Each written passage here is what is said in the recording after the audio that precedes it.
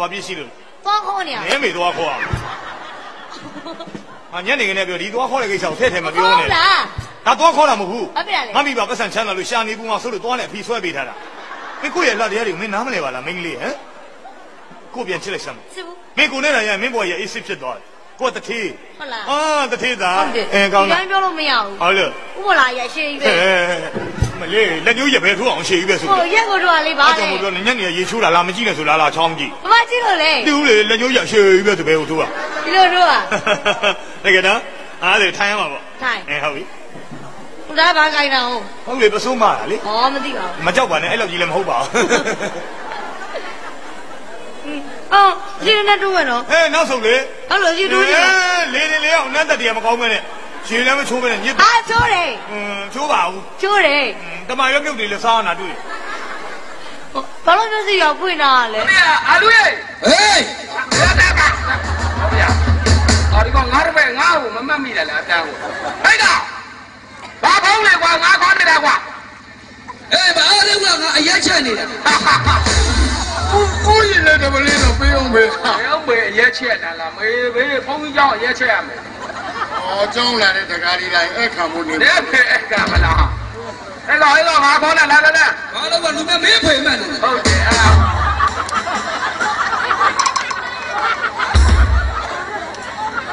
အိုးဝေးငါဒီလိုသင်္ကန်းလေးလူုံရတယ်ဘယ်တိုးတာတော့ဟာကြက်ကြတာပဲမင်းလည်းတောင်မှညလိမ့်ဘာဘောသင်္ကန်းကြီးအဲ့လိုလို့တော့လင်းလို့ကြီးလို့ပဲဖေးအမေလင်းတော့ငါလင်းတော့မဟုတ်ဘူးလင်းဆွဲဘာပေါ်တယ်ပဲချင်းပြမရွေးပါဘူး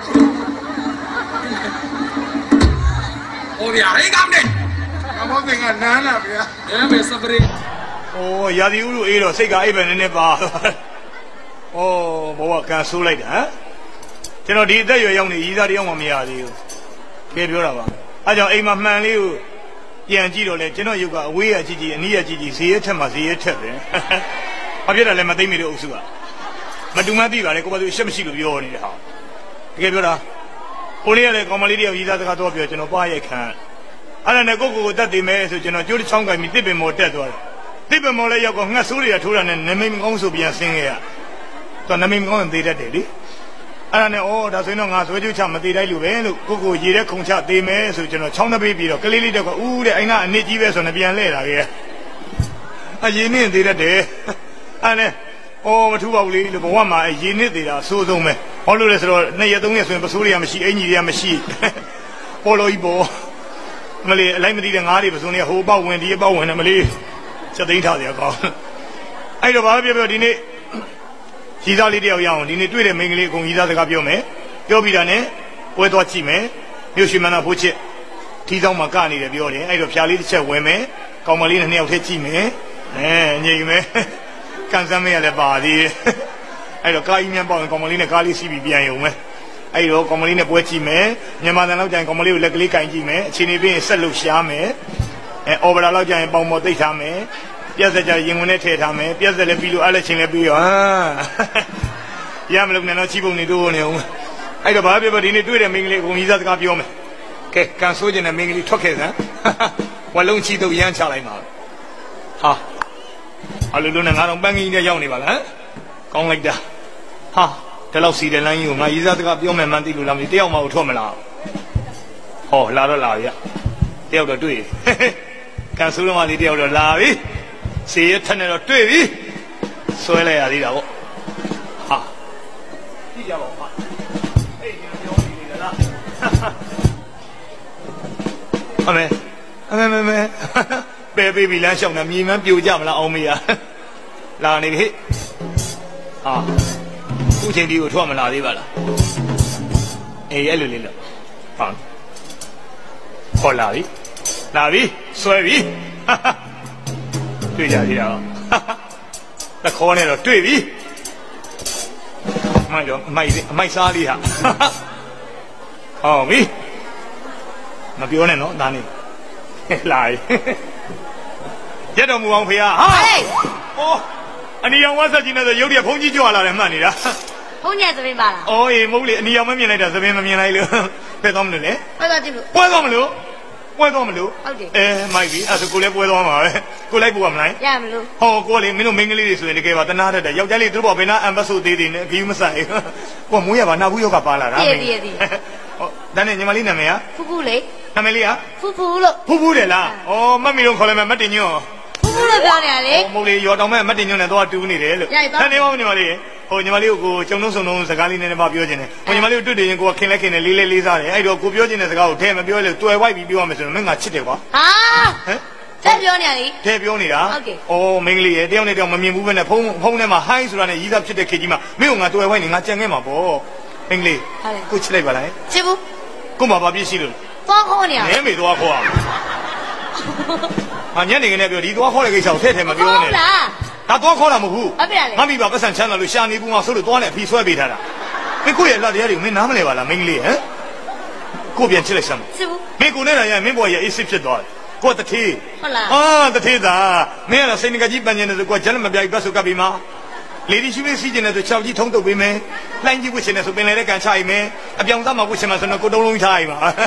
အကုန်ကြနားနေမယ်အကုန်ကြနားနေမယ်တော့မင်းလေးကိုချစ်လိုက်စမ်းမင်းရဲ့လေကွင်းတင်နေတူတယ်ဟောဒီပါပြင်မုံမိုလေးကိုကိုရဲ့ထွန်းဆက်နေတူတယ်နှာခေါင်းကြီးနဲ့နှစ်ရေကတော့ထွန်းရပြရတယ်တကယ်မနာပါဘူးမလေးအဲ့လိုကြီးမှလန့်နေသေးတယ်နန်းစရာလား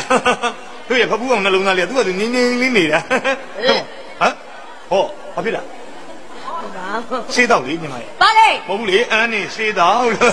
့ကိုပြန်ချစ်စမ်းချစ်ဘူးလို့ပြောနေတကယ်မချစ်နိုင်ချစ်ဘူးမချစ်မင်းဒီနားနေဘယ်မှသွားလို့မရသွားမှာပဲလုံးဝသွားလို့မရမင်းကလည်းနှစ်ယောက်တည်းတောထဲမှာတွေ့လာမလားကြားမတနာရင်တော့ဖြစ်တော့မှမဟုတ်ပါလေငါကြောင့်သိတယ်မလားသိဘူးတိုင်းပြည်အတွက်ဒါအသက်မပေးရတာမိမအတွက်နဲ့ထောင်ကြတာ9ခါရှိသွားတယ်သိရတနာယူနင်းမေတနာယူလားချစ်မလားမချစ်ဘူးလားအဖြစ်လို့ချင်လားအဖြစ်လို့ချင်တယ်ပြောအားဆိုလို့ရှိလို့ရှိရင်ဟုတ်ဒီတိုင်းမပြောချင်ဘူးမလို့ပြောဘာစကားဝလေးနဲ့ပြောမိုက်တာစကားဝလေးနဲ့မလို့ပြောပါလာရဆိုဖြေပြီးမယ်ဩပါလာရဟုတ်တယ်ကောင်းတယ်ဒီတိုင်းပြောလို့မရဘူးဟုတ်လို့ဥပလာရရှေးကြီးပဲမလေးလက်ညှိုးရပဲထိုးအောင်ရှေ့ကြီးပဲဆိုဟုတ်ရက်ကိုတော့လေးပါလေအဲ့ကြောင့်ပြောညနေရေချိုးတာလားမကြည့်နဲ့ဆိုလားချောင်းကြည့်ဘာကြည့်လို့လဲတူလေလက်ညှိုးရရှေ့ကြီးပဲဆိုဘယ်ကိုထိုးอ่ะဒီလိုထိုးอ่ะတကယ်တော့အားလေထိုင်ရမှာပေါ့ထိုင်ဟုတ်ပြီသူသားဘာခိုင်းတာဟုတ်လေပစိုးမလားလေဟောမသိပါဘူးမကြောက်ပါနဲ့အဲ့လောက်ကြီးလည်းမဟုတ်ပါဘူးအော်ဒီနဲ့တူမယ်နော်နောက်ဆုံးလေဟုတ်လို့ဒီတူကြီးလေအောင်နတ်တက်တရားမကောင်းမဲနဲ့ရှင်လည်းမချိုးမဲနဲ့ညစ်ချိုးတယ်ချိုးပါဘူးချိုးတယ်တမရွက်ပြုတ်တွေလည်းစားရတာတွေ့ဘာလို့မျက်စိရောက်ဖွင့်တာလဲဘာလို့မှာမျက်စိလေးကိုမိတ်ထားလေဒီမျက်စိလေးတရားလေးကိုမိတ်ထားလေဩဆောက်လုံးတွေတော့ကန်းကုန်တော့မှာမိတ်ထားလေဘာလို့မှာတော့မျက်စိလေးမိတ်ထားမျက်စိမမိတ်ချင်ဘာဖြစ်လို့တော့ကိုမျက်စိမိတ်အားမရဘာလဲဟိုစကားပြောတာမျက်နှာကြည့်ပြောချင်တာပြမျက်စိလေးမိတ်ထားညီမလေးဒီပြခိုင်းလို့မရဘူးအဲ့လိုအဝေးကလန့်ကြည့်နေအများကြီးခွေးချောင်းတယ်လို့ဖြစ်အရင်နဲ့တွေ့လိုက်မယ်သူလည်းရှေ့ကြီးစွတ်တိုးတာတော့ငါသွားနေမယ်ခုတ်ပြီးပြန်အောင်မယ်မျက်စိလေးမိတ်ထားမိတ်ပြီပါလာရဆိုတဲ့ဖြေပြီးမယ်နော်ပေးလေပါဆိုတာဒီပရေတုနေတဲ့ပါလေးကိုနင်းမေလေပရေတုအောင်မလားဒီမှာလိုက်လေးထားနေရလေဒီမှာချမ်းသာလို့ပါကိုလိုက်ထည့်ထားနားလေလားခုမှပါအသက်ကဘာရှိသေးလို့ဘယ်လောက်လဲ24နှစ်အော်24အာမ40နှစ်ပေါ့နော်မအားနဲ့မပြောနဲ့ပြန်မပြောနဲ့လေသူများလေးကြောက်ကုန်မှာပေါ့24ဆို24နဲ့ရက်ပါကွာ46ပါအာရာဒီထည့်တယ်ငါလာပြောတယ်24မိတ်တာမိတ်ပြီပြောဖွင့်မကြည့်နဲ့နော်အေးပါဖွင့်မကြည့်နဲ့နော်ဘာလို့ဖွင့်ကြည့်နေရတော့မိတ်တော့ဘာလို့ဖွင့်မကြည့်နဲ့ပြောလေပါလာရဆိုတဲ့ဖြေပြီးမယ်နော်မြန်မေးပါဆိုတဲ့ဒီပါလေးကိုပါလေးကိုလာဆိုတဲ့ဒီလက်နုနုလေးနဲ့လက်နုနုလေးနဲ့ရဆိုပြီးတော့ဟောဒီလိုက်တယ်ဟာမသားမတကယ်တွေ့တာဟာအော်သူရေမချိုးပြောတာရှင်မဲရှက်သွားလားမသိပေါ်လိုက်ကောင်မလေးလက်တစ်ခါခါနဲ့ထောက်ပါလေမင်းကလည်းပါလေးကိုကြိုင်နဲ့တေးကြတယ်မြို့ကောင်မလေးကဝါကစ်ပေးသွားတာမလားမျက်လုံးဆွဲဖြဲလိုက်မှာနော်ဘယ်ကနေအိတ်ချင်မှုတူနဲ့ထလာတယ်မသိဘူးနေမေလင်လေးကပါရိုက်သွားတာဟိုးမင်းတို့ကလက်ထက်ကြတော့မယ်ဗောဘာအောင်လို့ဟာပါရိုက်သွားတာဖိတ်စာပေးမှငါလာမှာလို့ပေးမှာဗောမင်းကတကယ်ချင်းနဲ့ဩဘာဒီပြောနော်ပါရိုက်သွားတာမဆိုးမင်းကလေလက်ဖွဲ့ကြီးကြီးဖွဲ့မှာအထုပ်ကြီးနေတော့ဩဘာဒီပြောမှလည်းမသိပါဘူးကွာလားပါရိုက်သွားတာတော်တော်များလာပါဒီနားကပြောတော့မကြောက်ဖင်ကပြောတော့တန်းနေတာပဲမွေးကနေနားနဲ့ဖင်တယ်များလွဲတက်လာလားတကြောတယ်လေဟုတ်လားပြောအဲ့ကောင်မလေးငါပါရိုက်သွားငါသိတယ်ရောသိလားအဲ့ကောင်မလေးငါတို့ရက်ွက်တွေရဟိုမင်းတို့ရက်ွက်တွေရဟုတ်တယ်အေးဖူးဖူးတယ်နာမည်နာမည်ဖူးဖူးတယ်အေးဟုတ်တယ်အဲ့ကောင်မလေးကကြီးနော်ရဘာလို့ရှိတယ်မင်းပစက်ကြီးတော့ရှိ ဆရာဘာလို့လဲလာနိုင်တာ မာနာကြီးရဲ့စိတ်ကြီးရဲ့ မာနာကြီးတာ ဟာမင်းဒီတော့မင်းတိုက်လို့ရနိုင်မှာမဟုတ် ဘယ်လိုလုပ်မလဲ ဟာဒီကောင်မလေးကမင်းကလေဟေ့ဒီလည်းမင်းရိုးလိုက်တော့မရဘူးအထက်လန်းအောင်လန်းကြီးတယ်အဲ့လိုနီးကြီး အော်မတမတန်နီးနဲ့ ဟုတ်တယ် ဘယ်လိုပဲရဒီကောင်မငါရရင်ကျင်းနေပြီငါပေါ့ကိုရိုက်တော့ငါမချင်းနိုင်ဘူး အေးဟုတ်ပြီအဲ့တော့မင်းတင်းငါကူမကြီးမယ် အေးဟုတ်ပြီမင်းကတကယ်ချင်းနေမလို့ငါပြောပြတာ အဲ့ပြော အဲ့ကောင်မလေးကိုငါကြိုက်တယ်တပိုင်းကိုသေးနေ တပိုင်းသေး သူ့ဘက်က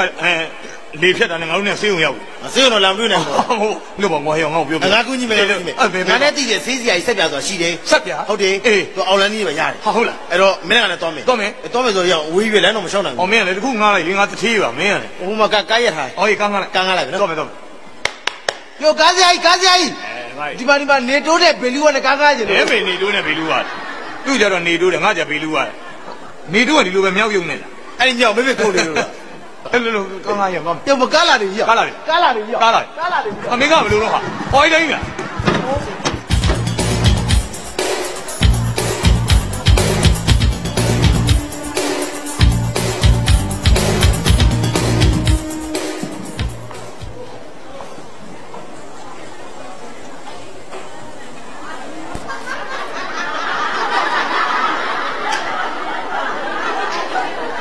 မရည်နဲ့တော့ငါရေထဲခုံချလိုက်မှာ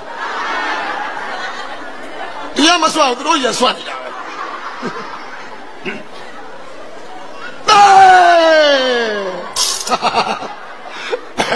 ပဲဘယ်ကနေတော့ဟိုနာညီမလေးလန်သွားတယ်ဟုတ်ပါဘူးလန်သွားတယ်ပြောတယ်အထက်မှာတရားအလယ်မှာကျန်တကာအောက်မှာထညက်မြေကြီးထဲမှာကြွားဆရာနဲ့အပန်းငယ်တယ်ကျွန်တော်ကတော့အထလန်းအောက်လန်းအလယ်လန်းသကောစကလန်းလမ်းမောင်းတုံတက်တဲ့ဗေဒဝတ်စာဆရာဆက်ပြဆိုတာချုပ်ပါပဲဟုတ်ပါဘူး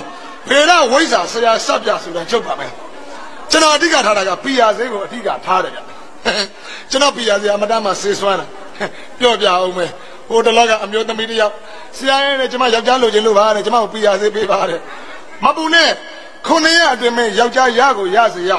ဆရာစီကိုအမခံပြီးတော့ပေးလိုက်တယ်9ရက်ပြီးတော့ဆရာစီပြန်လာဆရာနဲ့ဆရာပြောတော့ကျွန်မယောက်ျားရမယ်ဆိုတော့ဗမာယောက်ျားရလို့တော့နဲ့ဆရာတိတ်ခါကြမှာဆိုတာနဲ့အဲ့ကောင်မလေးကိုယ်တိုင်နဲ့ယူထားလိုက်ရတယ်လေဆရာနဲ့နာခံတဲ့သဘောပါလို့ဖြစ်နေတာတော့ဒါနဲ့မကသေးဘူးကြအမျိုးသားတယောက်လည်းအဲ့လိုပဲကျွန်တော်စီရောက်လာတယ်ဆရာလည်းကျွန်တော်မိမလိုချင်တယ်ပြတယ်ကျွန်တော်ပီယာစေးပေးပါတဲ့မပူနဲ့9ရက်အတွင်းမိမရကိုရစေရဆရာစီကိုအမခံပြီးတော့ပေးလိုက်ခုနကပြီးတော့အဲ့လိုပဲကိုယ်စီပြန်လာတယ်ဆရာလည်းဆရာပြောတော့ကျွန်တော်မိမရမယ်ဆိုတော့ဘယ်မှာမိမရလို့တော့နဲ့ကိုယ်သိခါကြမှာဆိုတော့နဲ့ကိုယ်တမနဲ့ပေးစားလိုက်ရတယ်လေဒီနေ့ကြီးလဲတာတယ်ငါလည်းဖင်သေးတယ်ဟုတ်ပါဘူးခွေးတွေလည်းဖင်သေးတယ်ဘလို့လူတွေဘလို့လာအောင်မလဲမသိဘူးလာမကြည့်ကြလောက်အောင်မှာခွေးတွေကတူမလည်းမရှိတော့လေအိမ်ထဲဝင်ကြီးလို့တကားတစ်ချက်တော့လာဖွင့်ပေးပါ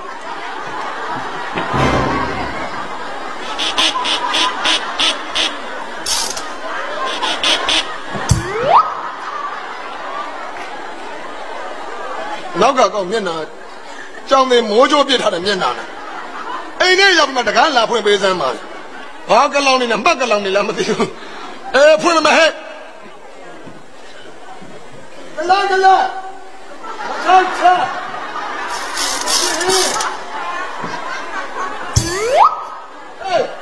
အဲ့မှာတကားရှိအောင်နေပြီလားကိုယ်ဝင်လာလို့ရတယ်ဘာကမထားပါဘူးကွာဟုတ်ပါဟဲ့ထားလိုက်ဟုတ်ကဲ့ဘယ်သူနဲ့တွေ့ကြလို့လဲကျွန်တော်ဆရာဆက်ပြန်နဲ့တွေ့ကြလို့ပါခင်ဗျာကိစ္စပြောကွာအကူကြီးတောင်းမြင်လို့ပါ9000လို့ဆိုရလားကျွန်တော်3ဘက်မှာဆင်းပြေအဲ့ဒါမင်းတို့ငါမေးရမှာကွာဆရာပါစက်ဘာလို့ခြေလမ်းကျဲနေမင်းပါစက်ကစီးရွှင်နေတာကိုဟုတ်လားဘယ်နဲ့ဆရာလာပြီးတော့မင်းတို့ဒီရောဘာကိစ္စနဲ့လာတယ်မဟုတ်လားဟဲ့ဘာကိစ္စနဲ့လာတာလဲလို့မေးရမှာဆရာဘာကိစ္စနဲ့လာတာလဲဘာကိစ္စဒီလိုပါဆရာရှင်းပါတယ်ဘာမှမပြောရသေးဘူးလေဆရာဒီလိုပါဆိုတာရှင်းပြီရှင်းဆက်ပြောဒီလိုဆရာလိုင်းကိစ္စတော့ကျွန်တော်တကယ်ကြီးကိစ္စပါဆရာကျွန်တော်တကယ်ကြီးကောင်မလေးတယောက်ကြိုက်တယ်ကြိုက်တယ်သူကရိုးလိုက်ကြည့်တာမရဘူးမရတော့ဆရာကူကြီးနဲ့ကျွန်တော်ဒီကောင်မလေးလိုက်မယ်ပေါ့ဗျာလိုက်မယ်ဆိုတော့တကယ်နဲ့တိုင်ပင်ပြီးတော့ထွက်လာတာပေါ့လက်ရောက်ရင်ဗိုက်တာမှာဆိုပြီးတော့ကျွန်တော်ဒီကြောက်ကျော်တော့စီးချိုင်လေးထည့်ပြီးတော့ဗောနော်မားနေတယ်စတိချိုင်နဲ့ကြောက်ကျော်ထဲမှာစတိချိုင်နဲ့ကြောက်ကျော်လေးထည့်ပြီးတော့တကယ်နဲ့ထွက်လာတာထွက်လာတော့လမ်းလေးလောက်ရောက်ကျွန်တော်ဇက်ထဲမှာဟိုဟင်းချက်နဲ့မမွန်နဲ့တွေ့တယ်မမော်ရေးလို့အမဘာချက်လဲဆိုတော့ငါမောင်နဲ့ငါဟင်းတဲ့ဩ ဟောမောလေဗျာကျွန်တော်ငါမစားဘူးလို့လို့အောင်မလေးနေရာတက်တလေဖြစ်သလိုပဲစားလိုက်ပေါ့တဲ့အဲ့လိုမျိုးပြောတယ်โอเคကျွန်တော်ထက်သွားတာပေါ့နော်အရှိရတော့ကျွန်တော်ဓမင်းချက်တဲ့ကိုတန်ချောင်းနဲ့တွေ့တယ်ကိုတန်ချောင်းရေလို့ခမရမနက်ကချစ်တဲ့ဓမင်းနေနည်းနည်းပြော့တယ်လို့အဲ့ဒါဟိုနေ့ကကြောင့်နည်းနည်းမာတယ်ဗျာလို့ဒီညနေတော့အစင်ပြောင်းလို့ချက်ပြီးဗျာလို့ဘာလို့ကျွန်တော်ဒီဓမင်းပဲအာကူပြီးဟမ်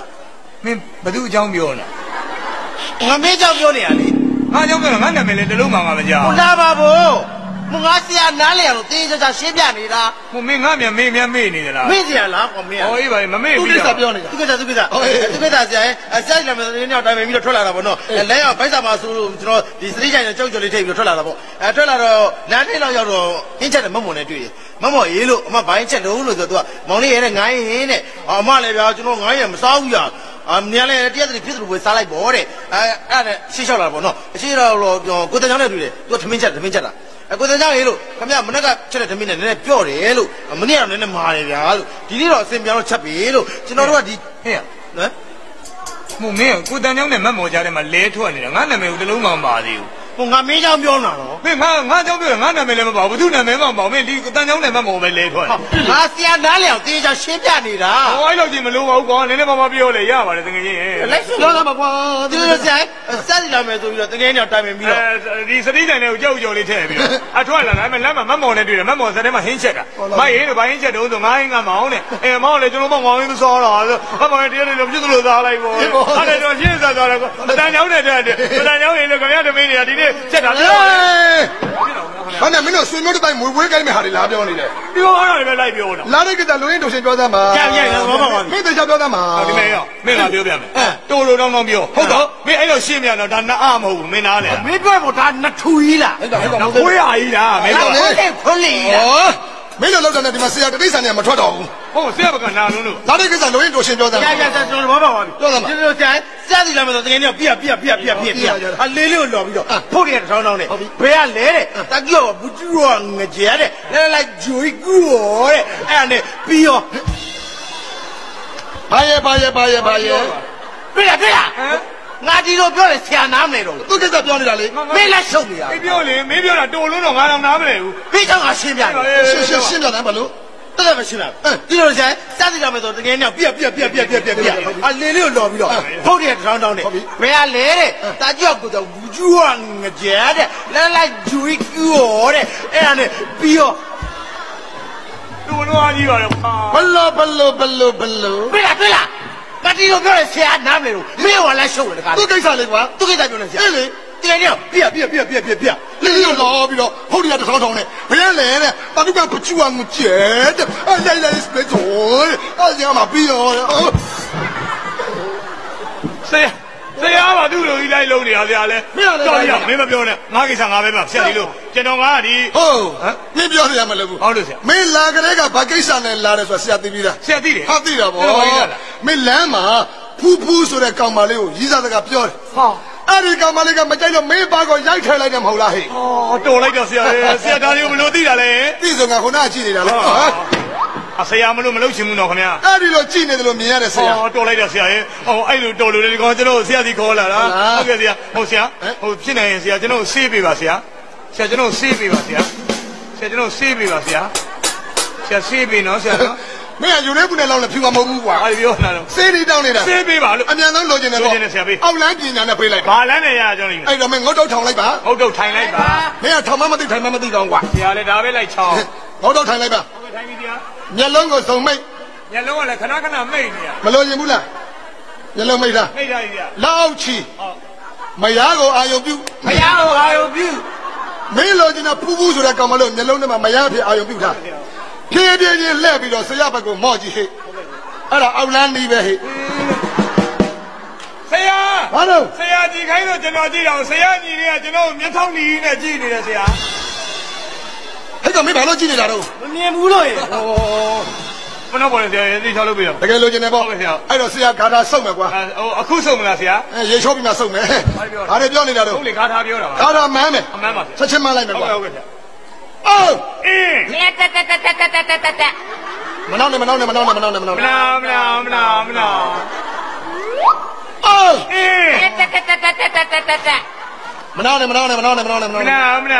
နောင်း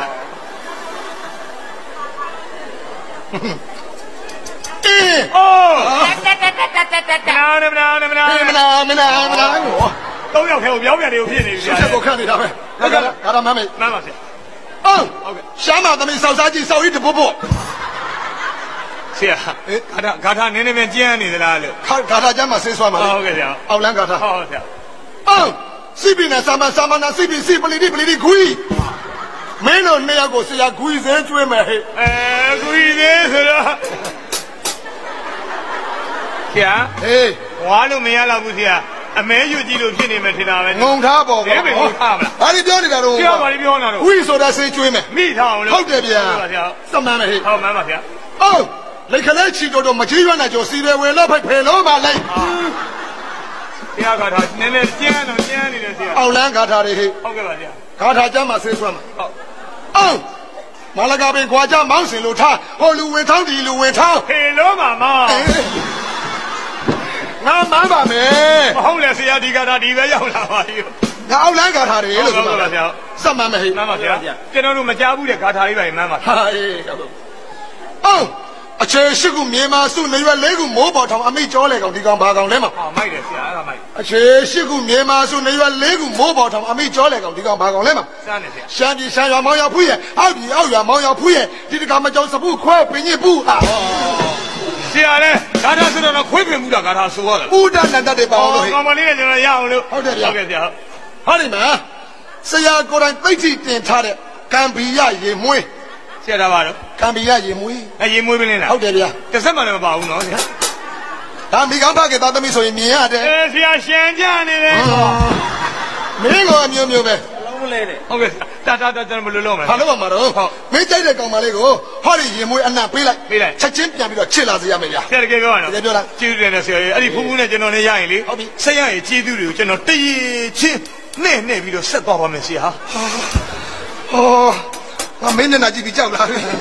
ဘာလို့ပြောနေတာတော့ ဟုတ်တယ်ကျွန်တော်ပတ်စံရှိတိုင်းလာပြီးတော့ပတ်စံကြောမယ်လို့ ဟုတ်ပြီဟုတ်ပြီ အဲ့ဒါကျွန်တော်ဆရာသွားလိုက်အောင်နော်ဆရာတကယ်ရကောင်မလေးမြောင်ကသွားနေမယ်တက်လားမင်းတော့လိုက်ခဲ့လိုက်လေနော်ဆရာကျွန်တော်သွားမယ်နော် ဟုတ်ပြီ ဟိုဆရာကျွန်တော်သွားမယ်လားမဆရာအရေးကကြာနေစေးမဆွမ်းပါဆိုလို့ဆရာနောက်ခဏပါဆို လူကြီးမိဘဆရာသမားရေးဆိုမနေငောင်းဘူး မနေငောင်းဘူးဆရာ ဒီတက်တဲ့ကလေးအောင်မြင်အောင်ပါ ဆရာကျွန်တော်သွားလိုက်အောင်မယ်နော်ဆရာ ဟုတ်ပြီ ဆရာဒါလဲမျိုးနော်လမ်းမှာရှုပ်နေတယ်ပြတော့အရေးကိုနင်းမိမှာဆိုလို့ဆိုပြီးလဲမျိုးနင်းသွားတယ်ဟဲ့တော်တော်မိုက် ဟိုဆရာစိတ်မတူပါနဲ့ဆရာကျွန်တော်တောင်းပါနဲ့ကျွန်တော်တောင်းပါနဲ့ဆရာစီကျွန်တော်တကယ်ကျွန်တော်ခေါ်လာကျွန်တော်မှတောင်းရှိတယ် မင်းမျက်နှာငါထောက်နေလို့နော် ဆရာပြေးပြေးတော့ပါဆရာထိတ်ထိတ်ချင်းဝင်ပါဦး မင်းမျက်နှာကြောင့်မင်းမျက်နှာကြောင့် ဟုတ်ကဲ့ဟုတ်ကဲ့ဆရာကျွန်တော်ကြောပြီးတောင်းပါလေဆရာဟောမင်းကတော့ကင်ကြီးကိုစားကျွန်တော်ကြောပြီးတောင်းပါနဲ့ဆရာ ဟေးကဲကြောကျွန်တော်ကြောမယ်နော်ဆရာ ဘယ်နဲ့ကွာ ဟုတ်ကဲ့ဆရာကျွန်တော်ကြောမယ်နော်ဆရာ ကြောလေးကွာ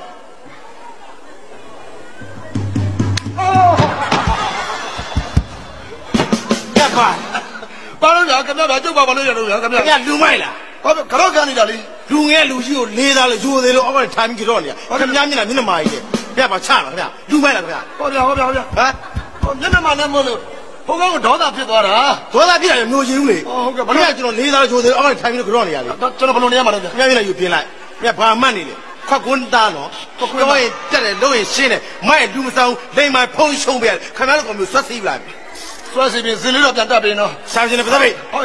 ဟုတ်ဘာမှတ်နေခင်ဗျာဖင်ပြဲပြီးကတ်ထဲလိုက်မယ်ချီးပေါက်လိုက်မိတော့ပါမယ်ခင်ဗျာဘာမှတ်နေ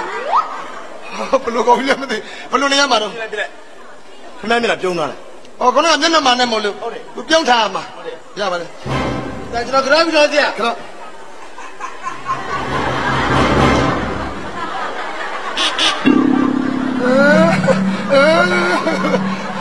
ဘာလို့ရခင်ဗျာလဲအော်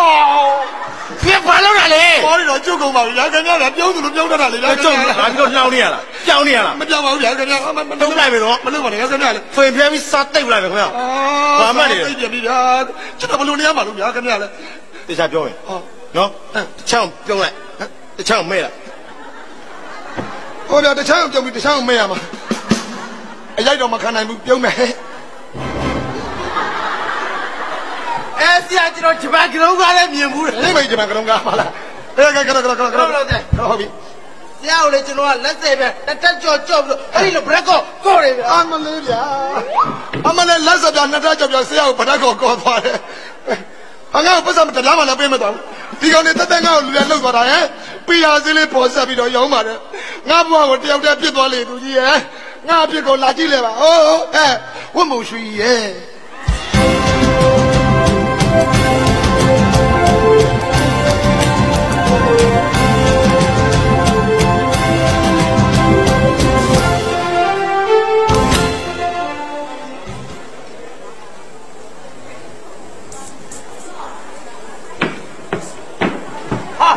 ချိန်ထားတယ်လို့ပဲအတန်းကိုတွေ့တာ ဟာလေနောက်ပါတစ်ချက်ကြံသေးလို့ ဩပါရိုက်တယ်ဆိုရည်သားစကားပြောမှပါရိုက်လို့ရတာခုစားရည်သားစကားမပြောတော့စီးပွားရေးကြောင်းတိုင်မယ်မလို့ ဟာစီးပွားရေး ဟိုဒါရေမွေး နမ်းပြရေး အင်္ဂါမြာရည်လေးတွေဩရေမွေးပါစို့ဩနိုင်ငံခြားကနေကိုတူးတဲ့ကိုစလေယူလိုက်တာအဲ့ဒါမိန်းကလေးတွေအနက်ကြိုက်မြက်အနက်လေးမှု့ပြီ အလုံးမှာတော့ ဩအနက်လေးမှု့ပြီလားမလို့ကြိုက်ရင်လက်ဆောင်ပေးမယ် နိုင်ပြရမှာ အမ်းပေးမယ်ပြီ အားမလည်းရှိ အမိုးအဲ့ဒါဟိုကိုပြောက်ရေမွေးတယ်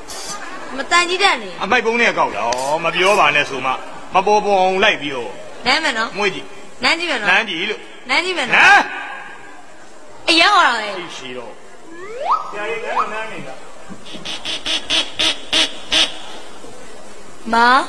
ဟမ် မောင်လို့ ဘယ်လိုခေါ်တာ မောင်လို့ခေါ်လိုက်တာလေ မောင်လို့ခေါ်တယ် ဟုတ်တယ်အဲ့ဘာဖြစ်တာလဲ ဒီအသက်ရွယ်ရောက်နေမောင်လို့တခါမှခေါ်မခံဘူးလို့ယူသွားတာမောင်လို့ခေါ်တယ်ခုမှတော့ထော်လာပါနဲ့ထော်လာပါ ဘာ နဲ့ လို့ပြတော့ မူးနေရလေ ဆိုကြိုက် မနဲ့တော့မလို့ပါရိုက် အဲ့စုံမကျော်နေမှာတော့ ဟုတ်လားမောင်ဆိုမရိုက်ဘူးပေါ့ မရိုက်ဘူးမောင်မရိုက်ဘူး အဲ့ဆိုဒီဘက်တို့ တပိုင်းရော ခန်းလာလေ တပိုင်းတယ် ဩကပုံသားပါမကြောက်ပါနဲ့ဟိုတော့ကမလေးလေလမ်းအဲ့လိုကြီးလည်းမဟုတ်ဟာအဲ့လိုကြီးလည်းမဟုတ်ပါဘူးကပုံသားပါလာဒီဘက်တို့လူရှင်တော်ဆိုတာလည်းဒီရရမှာဒီရစားအိမ်မပြန်တော့လေးလာကြော်ပြီတိလား ပိုင်းလိုက်ပါနေရတယ် ဘုံဘမပြောပါဘူးပွဲတွေထွက်နေရတယ်ကြောင်ပြောတာမောင်တကယ်ချစ်လား စစ်တာပါမောင် ဒီကျမမောင်ကလေးကောင်မခတ်တလုံးနဲ့ပြစ်မသွားအောင် အာပြန်ပြန်ကြီး ညာဥရသူပြောမှာပဲမောင်ပြောစရာရှိသေးတယ်မောင်ဘာမှမလုပ်တတ်ဘူးနော်မနဲ့မောင်နဲ့ရရင်မောင်အိမ်မှာဝစ်လျှော်မယ်ကလေးထိမ့်မယ်ထမင်းချက်မယ်မစိုက်ကထွက်နေ မိန်းကလေးဘယ်လိုစိုက်ကနေမှာတော့ ဟောရကမလုပ်ကြည့်ရမှာနော်တကယ်လားချစ်တယ်နော် စစ်တာဗောဘာလဲတဲ့ခါသားနေရတော့ အိုက်စာလို့ဟောမိန်းကလေးနဲ့မတွေ့ဘူးလို့ဒီမှာမနေရမထိုက်တဲ့ဖြစ်နေရ ကဲဟုတ်လားအော်ဘယ်လိုလုပ်ဆရာ ဟော အော်မင်းဆရာမစိတ်ဆိုးနေတာအေး ဟင် ဘာမှမဘူးလေငါပန်းတစ်ချက်ရပြီးတောင်းလိုက်မနေချင်တော့ပါ ဟောတော်ကြီးတော့ကျင်းနေတော့ပြီးတာပဲလေကွာ ဒါလေးမင်းအခြေအနေလို့ရှိ ဟောမင်းပုံစံကြည့်လိုက်လေ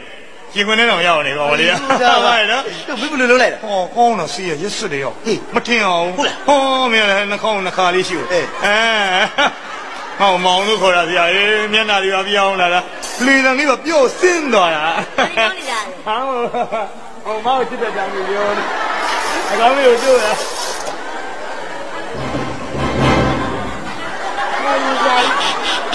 ဟောပါတော့ဟဲ့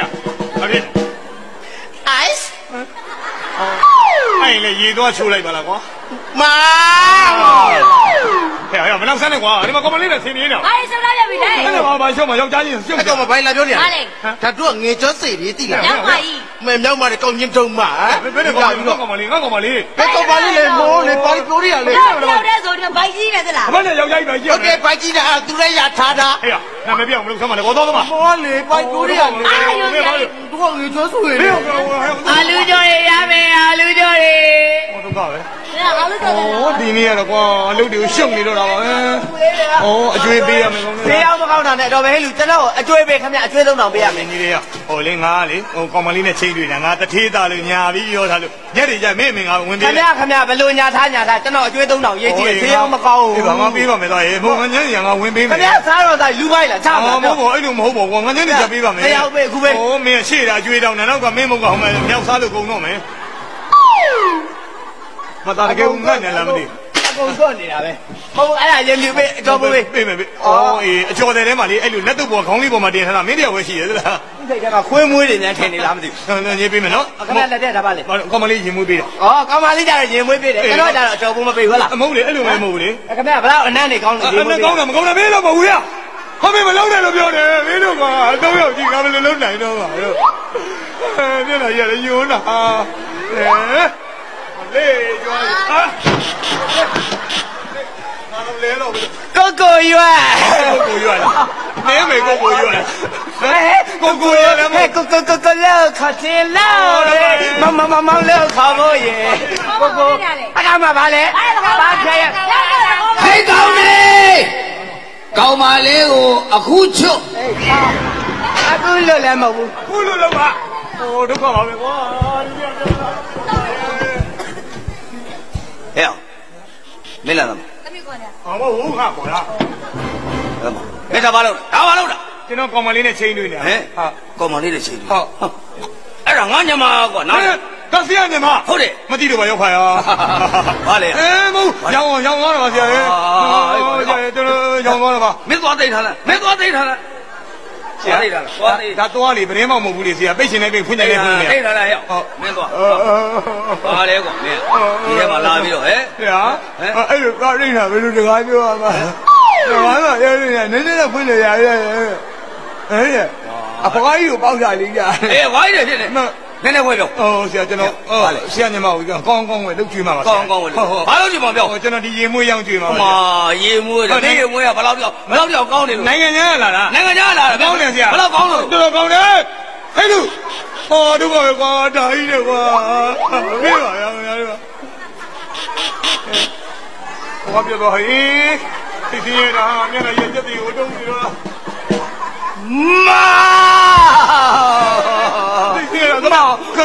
Bộ chết đấy, toa liều bộ chết đấy. Toa liều mà chết đấy. Mà đúng mà mình là cho mà bộ chết đấy.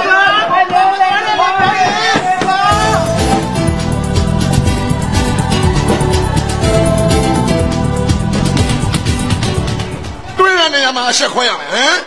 Phải này quá. Xí ra đó, dù cho bắt ra đó, đập giá mà bay mà tôi. Thì con này.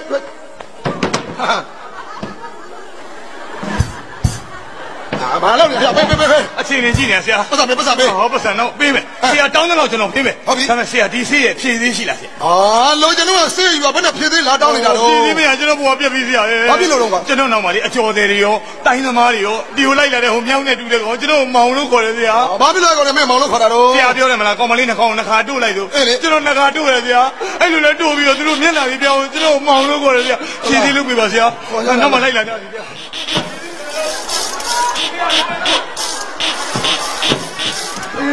ဆရာမောင်လေး စက်တီတုံးတာ မမဘီနာဘယ်မှမတော်ပါနဲ့မောင်လေးဆရာဟုတ်မဲ့ခုံနဲ့တဲကျုပ်လေးလုံနေတယ်ဆရာ ဟုတ်ပါမောင်လေးမမလေးမောင်လေးတကယ်ချစ်လုံးလို့ပါကွယ်ဒီဟာတွေဘယ်မှမတော်နဲ့နော် ဆရာတကယ်မိမဆိုကျွန်တော်ကျောင်းနိုင်ဘုန်းကြီးဖြစ်တာကြာတော့ပါပြီ ဘာတွေပြောနေတော့လဲမောင်လေးတော်ပြီခင်ဗျားလည်းမိတိုင်းမတို့ပါဘူးခင်ဗျားဆယ်လေကျောင်းမတော့ မောင်လေးဒါငါလေးဒါကမှငါလေးရဲပဲ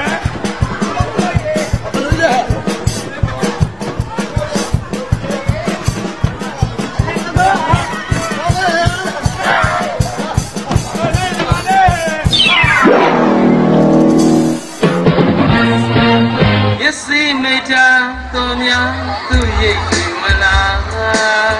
လုံသားကိုနာစင်တာစားတယ်ချွန်ရလိုက်တာလူတွေကတော့ဆိုတာပေါ့ကျောက်ကတော့ပုံကြီးဆိုတော့မစိုးပါဘူး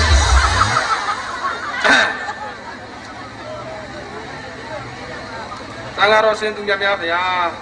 တရားတပည့်တော်ဒီနေ့ညကမဲ့ပြည့်စက်မှာဘုန်းကြီးကအသေးဥဆောင်မှာဖြစ်ပါတယ်ဗျာအဲဒါကြောင့်မို့ဗုဒ္ဓခိုင်ဓမ္မခိုင်သံဃာခိုင်အဲ့ဒီခိုင်ကြီး၃ခိုင်ကတရားတပည့်တော်ကခွန်းလွတ်တော်မူပါဗျာတရားတပည့်တော်ဟောတာလူရှင်တော်မောင်မဲလုံးနေညကမဲ့ဇလန်းမှာဘုန်းကြီးအစ်စ်မဟုတ်ပါဗျာသိက္ခာမတင်သိမဝင်တဲ့ပတ်လုံးပြီးတဲ့ဇဘုန်းကြီးပါဗျာဘုန်းကြီးအစ်စ်မဟုတ်ပါဗျာအဲကြောင့်ဘုရားတပည့်တော်ဟာခွန်းလွတ်တော်မူပါဗျာသံဃာတော်ရှင်သူမြတ်များအားတရားတပည့်တော်အစံတင်းလို့ဆင်မြဲမော်နဲ့ဂုရုပါတော်ဝထားပြီးလေးလေးစောစောနဲ့တောင်းပန်တာကောင်းမှန်လို့တော့ပြီးညစ်ပတ်ယုံကြံတော့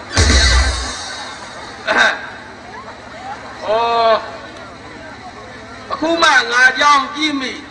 6ပြက်လို့နောက်မှကလေးတွေသေးနဲ့ပန်းခိုင်းရဟုတ်ကောင်ရေးနဲ့ဖြန်းခိုင်းရကိုကဖုတ်တွေထားတော့မနေနိုင်ဟုတ်ပါ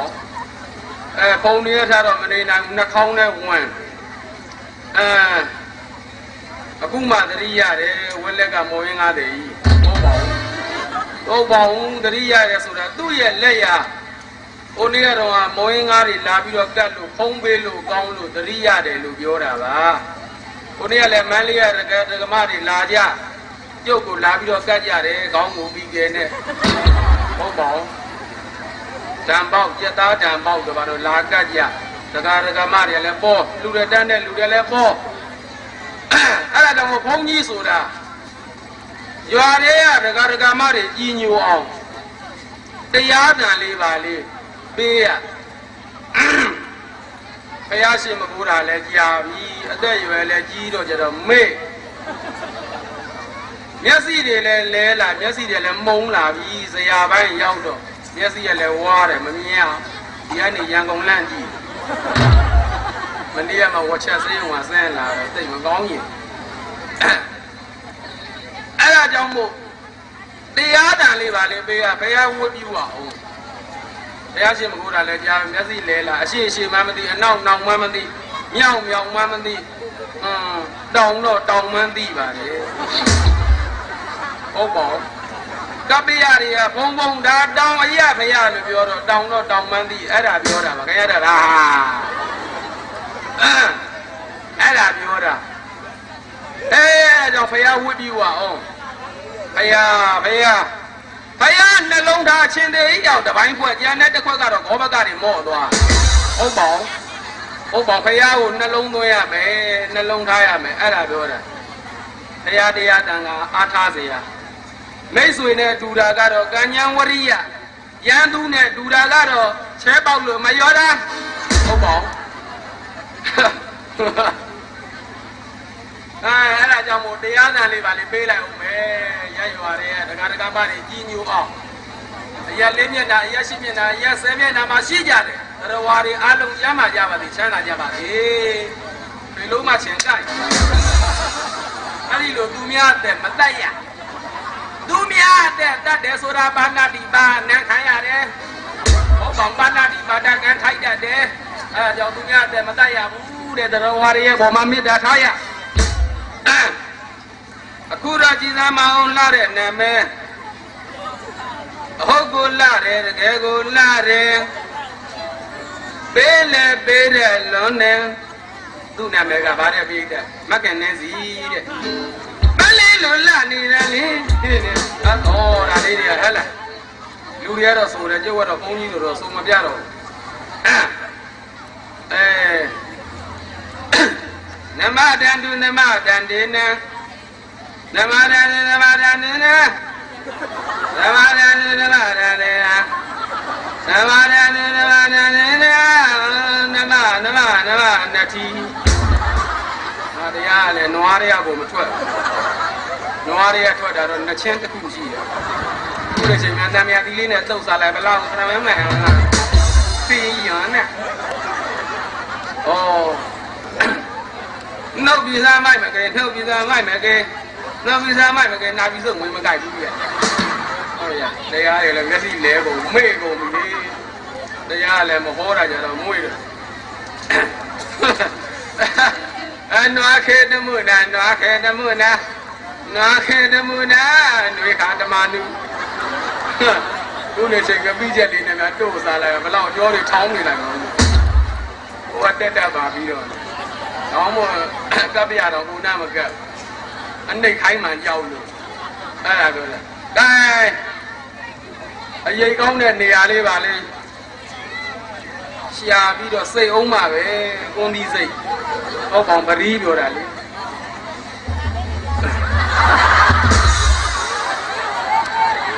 နားလေးတွေမြင်တော့ငင်းကြီးစားကြီးစားကြည့်ပရီးသေးတော့ကျတော့အဲ့ရတဲ့မစမ်းမိမှဆိုလို့ကြီးတာရွေးမှားထားဒါမှစားလိုက်ရခွတ်တိဟ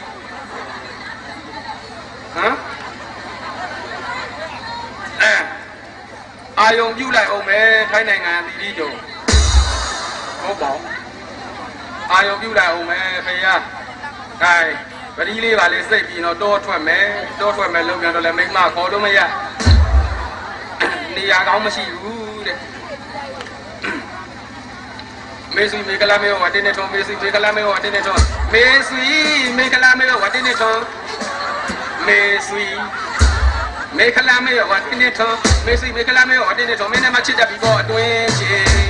အာယာယာငါတော့မေလို့မရတော့ဘူးဩကာတာအဲ့ဒီလိုဖြက်လန်းလိုက်တော့ရှိမကတန့်ရောက်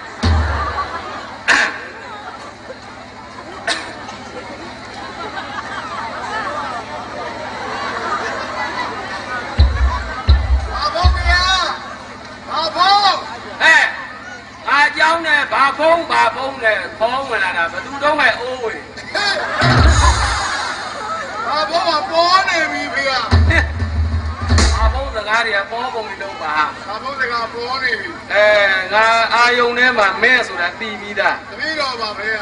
ဘယ်သူတော့ အိုးဝေပါဖေရ မလိမ္မာနဲ့ကွာ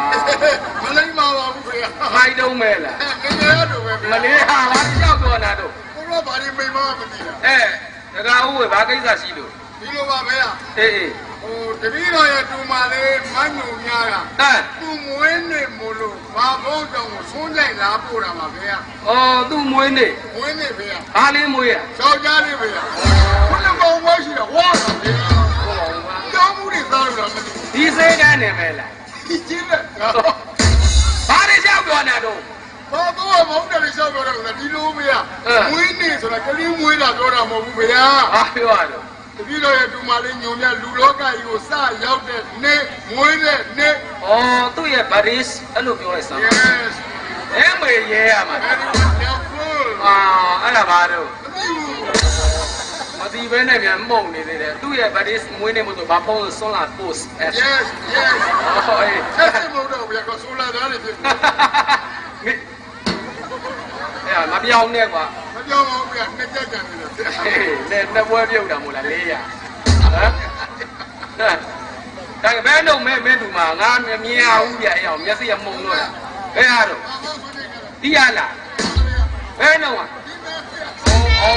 မမြောက်ကလေးငယ်သေးတာပဲဘယ်တနေ့ရှိပြီလက်ရှိသေး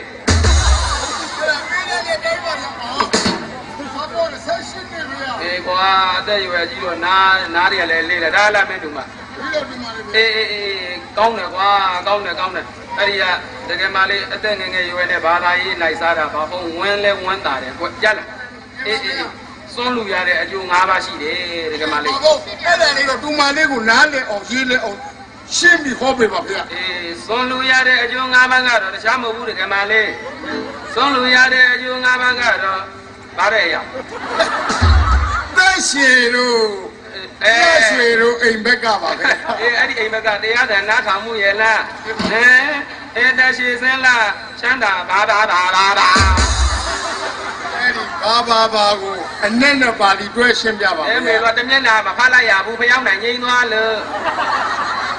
ကျောင်းတော်မိသက်လူရမယ်ပုံပဲတရှိစင်းလားချမ်းသာရဗလားညံပြညာတဲ့ရလားတကယ်မလေးတင်ပါဗျာဘုံနဲ့တွေ့ရင်နာရမယ်တရားနာရမယ်တရားနာရမယ်နော်တကယ်မလေး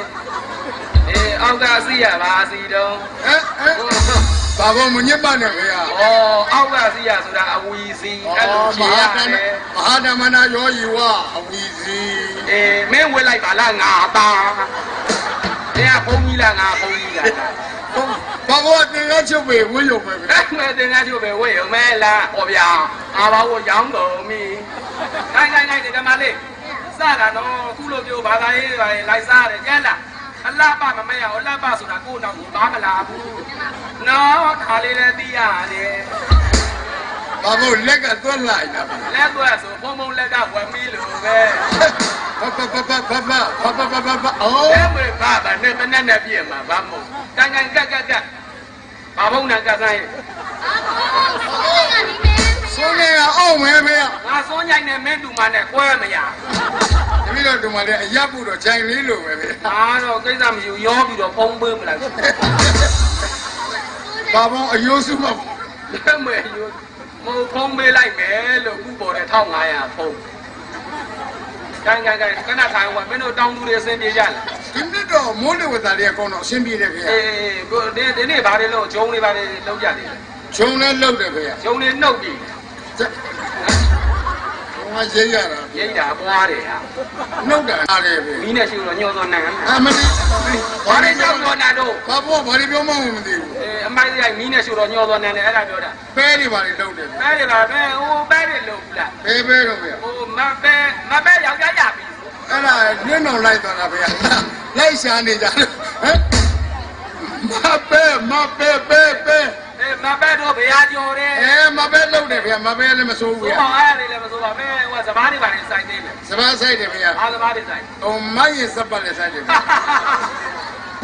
မရင်စပါးလည်းဆိုင်တယ် အဲ့လိုပြောပါဟာမရင်စပားပါ ပြီးတော့ငစိမ့်မူးပြီးတော့ဆူးတာဗျာ အဲ့ကောင်ကြီးမပြတ်ဘူးကွာဟောဗျာငါစိမ့်စပား ငစိမ့်စပါးလည်းလုပ်တယ်ဗျာနောက်ပြီးတော့ဟိုလုပ်တယ်ဗျာအေယာမင်းမိုးစောဆင်ဘွက်တွေပါဗျာအဲ့ဒါ ကြောက်စင်ရဆို ပြပါဗျာ ဟောဗျာအေးရမင်းစပားဆန်အဲ့ဒါပြောတာမားပုံမဲ့နောက်စီတွေလဲလို့ ဘာဘုံကတော့အစိမတယ်အကုန်လေတော့တာ ရပြောင်းလဲကွာ ချင်းမျက်စိတွေရောလဲနေ အဲ့တော့ခဏထိုင်ဦးကွာငါကြောင်းကဒီနေ့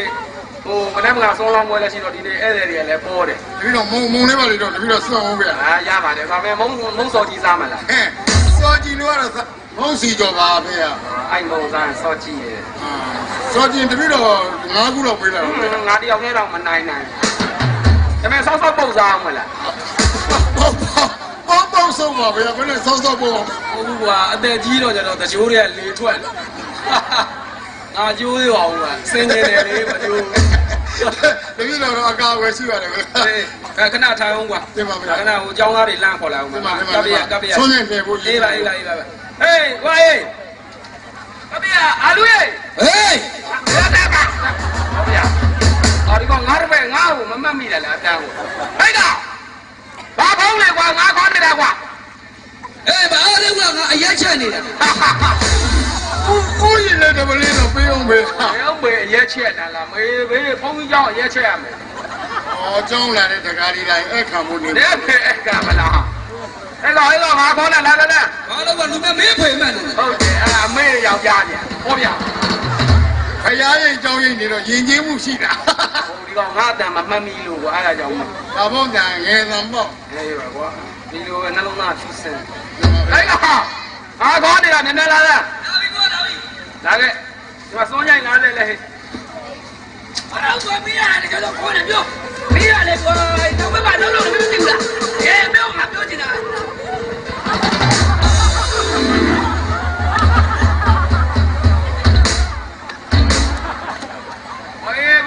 ငါเนี่ยဘယ်သူများမှမင်းငါဆုံးဟိုတပည့်တော်မိုးညံ့မှန်တော့ပါဗျာဘာရဲ့ရ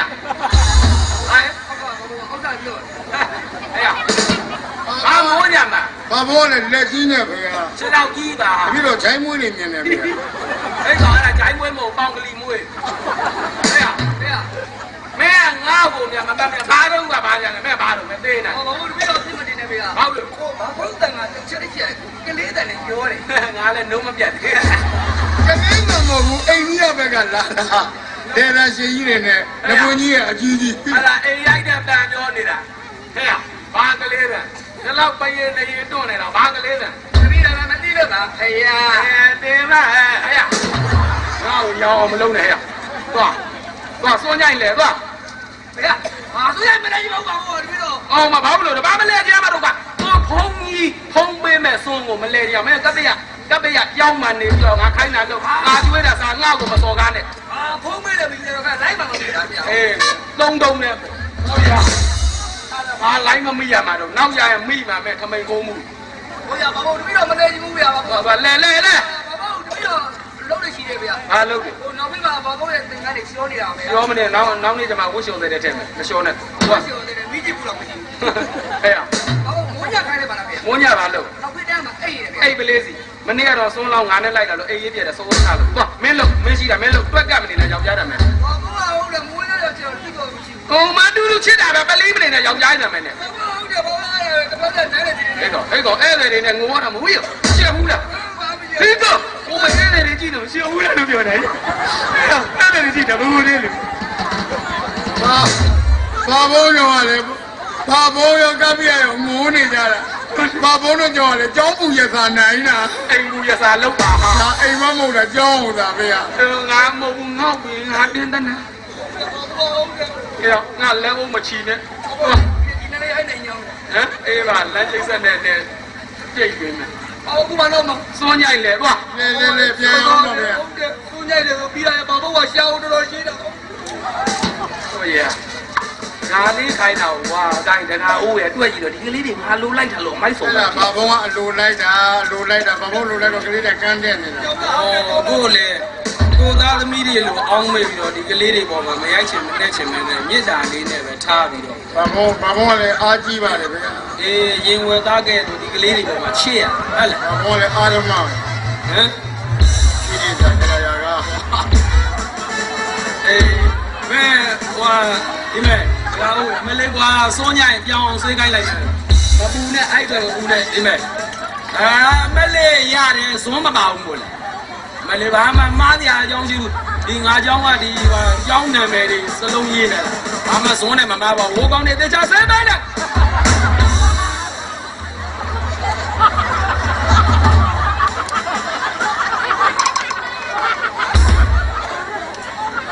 အိုးဝေငါဒီလိုသင်္ကန်းလေးလူုံရတယ်ဘယ်တိုးတာတော့ကကြက်ကြတာပဲမဲလေတောင်မှန်ကြလိမ့် ဘာဘောဒီကကြီးအဲ့လိုလို့တော့နင်းတို့ကြီးလိုပဲဖေး အမေလင်းတော့ငါလင်းတော့မဟုတ်ဘူးလင်းဆွဲရင် ဘာဘောလည်းပဲချင်းပြမရွေးပါဘူး ဟိုဗျာဟိတ်ကောင်းတယ် ဘာဘောသင်ကနန်းလာဗျာ အမေစပရေးလေဟဲ့ရတယ်ခေါ်ရဟာဟိုကောင်ကူမအေးရထားလာပြီးတော့တန်းထိုးဖတ်တယ်ဟောဗျာဟာရတယ်ဟာဟောဗျာဟဲ့အောင်ဟောဗျာဟဲ့ရတယ်ဟောဗျာဟာဟောဗျာကျောင်းသားလေးနှစ်ယောက်စီဟောဗျာဟာဟဲ့ရတယ်ရတယ်ကြောက်ရပါဟာ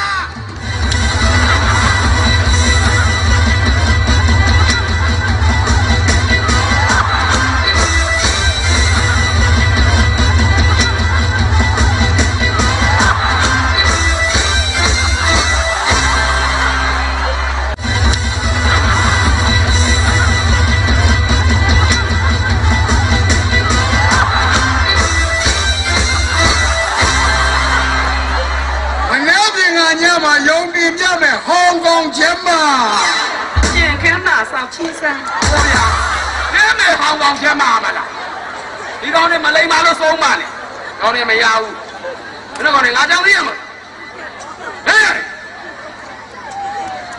真的讲你巴东，我嘛是那那拉比龙嘛，送拉布，送伢哩来吧，表弟养那条多个，来吧表么来，风雨也 nice 啊。你说你怎么？你说ဗုဒ္ဓဘာသာလားဗုဒ္ဓဘာသာဟမ်ဗုဒ္ဓဘာသာပါဗျာဗုဒ္ဓဘာသာဖြစ်ပါလေနဲ့ငါလောဘူးလို့ရင်နိုင်တာညစ်ပတ်တော့မီးပူလာတာစိတ်ကတိုးလာပြီ မပြောနဲ့ဘာဖုံးဘွဲကိုကဥဝိစုပ်ပဲ ရေမချိုးတာ6နှစ်ဟဲ့ဥဝိစိတ်တာမင်းမေဥဝိစုပ်ပဲ တပည့်တော်မှားလို့ဗျာ အာမားလို့မဟုတ်ဒီကောင်းနဲ့မရဘူးပါဗုဒ္ဓဘာသာဗုဒ္ဓဆိုတာဖယားဘာသာဆိုတာအယူဖယားရဲ့အယူကိုယူတဲ့သူတွေဖြစ်နေပြီဘာဘူးလို့ရိုင်းရလဲဖုန်းကြီးမှမသိတင်မဖယားမဟုတ်တာရွာပုံဖယားငါ့ကိုမပလီနဲ့ နေထူးနိုင်လို့ထိတင်သွားတာလို့ပြောတယ်ဖေ။ နေထူးနိုင်ဘာနေထူးနိုင်နေထူးနိုင်ငါတပည့်ဟဲ့ကျွန်တော်ကလည်းကြက်ကြက်တတိချာဖုန်းကြီးမှမသိဖုန်းကြီးအော်ရွာတဲ့ဆုံးကန်တွက်တပိတ်လေးပတ်ပြီးတော့ဆုံးကန်တွက်နောက်ကနေဆိုင်ကလေးနဲ့တီစလိုက်လေးနဲ့ကလင်းဟာဖုန်းကြီးဆုံးခံနေတာငါတို့အသားလေးရှောင်းနေမှလို့ရှင်နောက်ကနေတီနေမိန်ငါလို့တီဘာရဆွနိုင်လေဟုတ်ကမိုးည please တဲ့ခါအဲ့ဆွနိုင်လာဖို့တာတခြားမဟုတ်တေချာကြီးအောင်ကအဲ့တယ်တွေရှိဘုန်းကြီးเจ้าကလုံးညိုမြတို့တူကြီးတွေလာပြီးတော့ဆွနိုင်ဖို့ဟိုမှာညိုမြရောပါဒါကမင်းတို့